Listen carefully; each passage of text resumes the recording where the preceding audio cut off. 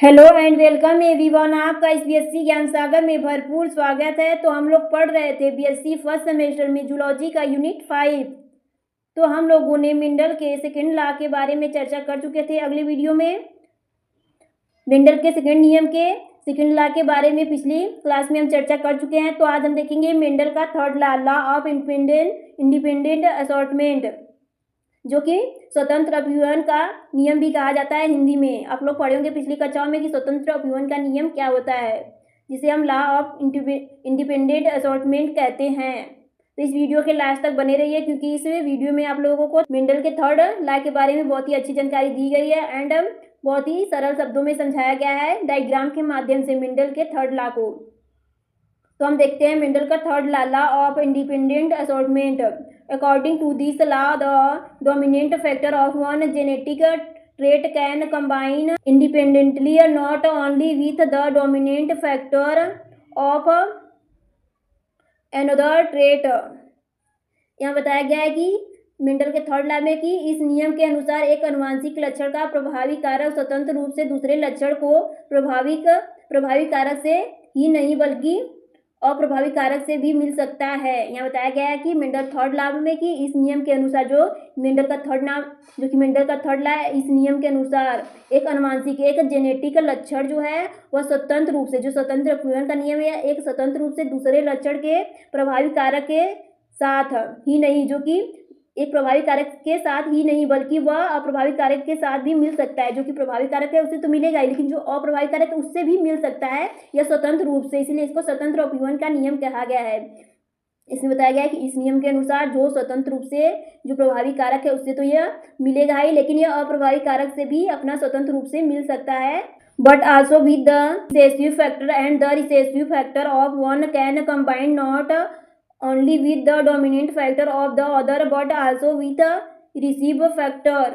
और यहाँ बताया गया है कि यह एक प्रभावी कारक दूसरे प्रभावी कारक से ही नहीं बल्कि प्रभावी कारक से भी मिल सकता है। जो अप्रभावी कारक है वह अप्रभावी कारक से तो मिल सकता है, लेकिन ये प्रभावी कारक से भी मिल सकता है। यही उस जो हम आगे बताया आप लोग को समझाए उसी का उल्टा दिया कि पहले की प्रभावी कारक प्रभावी कारक से मिल सकता है और अप्रभावी कारक से भी मिल सकता है। और यहाँ आगे बताया गया है कि जो अप्रभावी कारक है वह अप्रभावी कारक से मिल सकता है और वह प्रभावी कारक से भी मिल सकता है।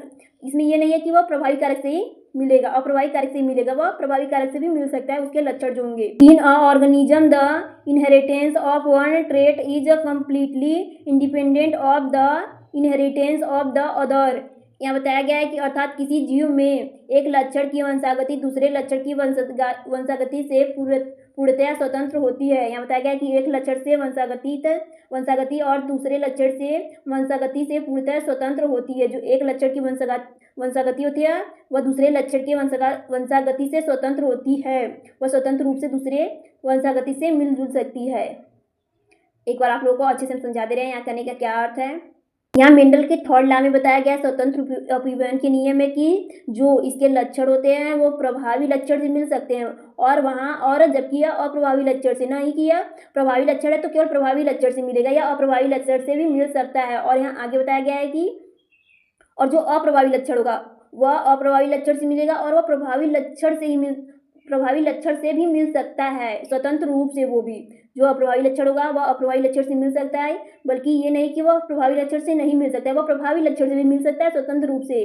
जैसे कि प्रभावी लक्षण से मिल रहा था और वह अप्रभावी लक्षण से भी मिल रहा था स्वतंत्र रूप से। यही इसका उल्टा होगा कि अप्रभावी लक्षण अप्रभावी से मिलेगा और प्रभावी से भी मिल सकता है स्वतंत्र रूप से। यहाँ यही बताया गया है मेंडल के स्वतंत्र अपव्यवन के नियम। इसलिए अब हम मेंडल के थर्ड लॉ को समझेंगे डायग्राम के माध्यम से।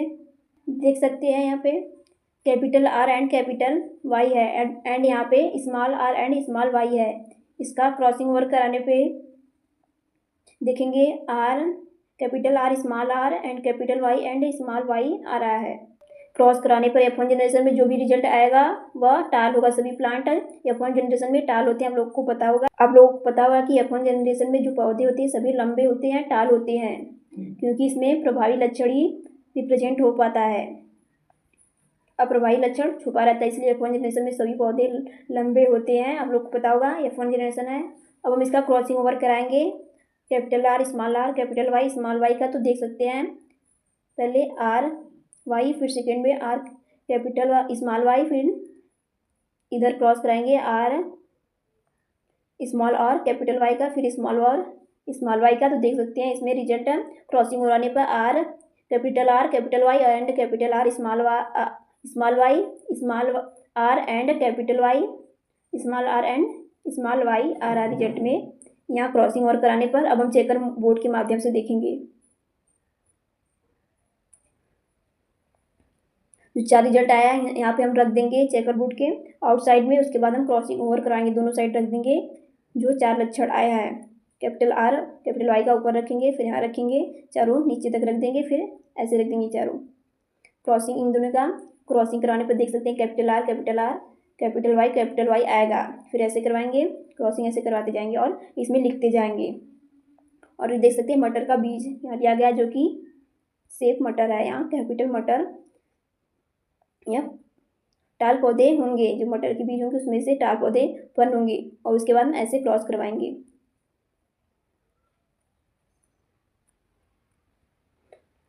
हम देखेंगे थर्ड वाले में भी ऐसे हम क्रॉस करवा देंगे।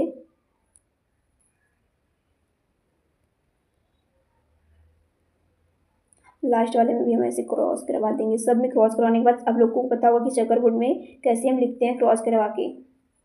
और हम नीचे देखेंगे इसमें येलो राउंड 9 प्लांट होंगे और येलो व्रिंकल 3 प्लांट होंगे और ग्रीन राउंड 3 प्लांट और ग्रीन व्रिंकल 1 प्लांट। हम डायग्राम में आप लोग को दिखाएंगे। जो गोल राउंड होंगे सबसे पहले देखेंगे येलो राउंड 9 प्लांट 1 2 3 4 5 6 7 8 और एक नीचे 9 जो कि येलो राउंड है और 3 येलो रिंकल है। देख सकते हैं 1 2 3 येलो रिंकल है और 3 ग्रीन राउंड है। और देख सकते हैं 1 2 3 ये 3 ग्रीन राउंड है और एक ग्रीन रिंकल है। यहाँ एक देख सकते हैं ग्रीन झुरीदार है और 3 येलो झुरीदार और एक ग्रीन झुरीदार मटर का पौधा उत्पन्न होगा। और जो 9 होंगे वो येलो राउंड होंगे और 3 ग्रीन राउंड होंगे। यहाँ देख सकते हैं। अब हम देखेंगे phenotype and genotype. Checker board में जो हमारा रिजल्ट है उसका फिनोटाइप में 9 संबंधित 3 संबंधित 1 होगा और जो जीनोटाइप होगा 1 संबंधित 2 संबंधित 2 संबंधित 4 संबंधित 1 संबंधित 2 संबंधित 1 संबंधित 2 संबंधित 1 होगा। क्योंकि जीनोटाइप में सभी लक्षण को देखते हुए इसका जीनोटाइप क्योंकि जीनोटाइप में इसमें सभी लक्षण को देखते हुए एक लक्षण को देखते हुए यहाँ पर रखा जाता है। और जो फिनोटाइप होता है इसमें बस देखा जाता है लॉन्ग पौधा है या फिर ड्रॉप ग्रीन है कि येलो। इसीलिए फिनोटाइप में ऐसे इसका रिजल्ट ऐसा है। और जीनोटाइप में सभी चीज़ों को इंक्लूड करेंगे इसलिए इसका जो रिजल्ट है बहुत डिफिकल्ट आता है, बहुत सारे अनुपात में, बहुत सारे संबंध में, जैसे यहाँ देख सकते हैं आप लोग। अगर आप लोगों को कोई कन्फ्यूजन है तो हमारे कमेंट बॉक्स में कमेंट कर। तो आज इस वीडियो में इतना ही। अगर आप लोगों को स्क्रीनशॉट लेना है तो ले सकते हैं इस वीडियो का, लॉ ऑफ इंडिपेंडेंट असॉर्टमेंट का, जो कि मेंडल का 3rd लॉ है।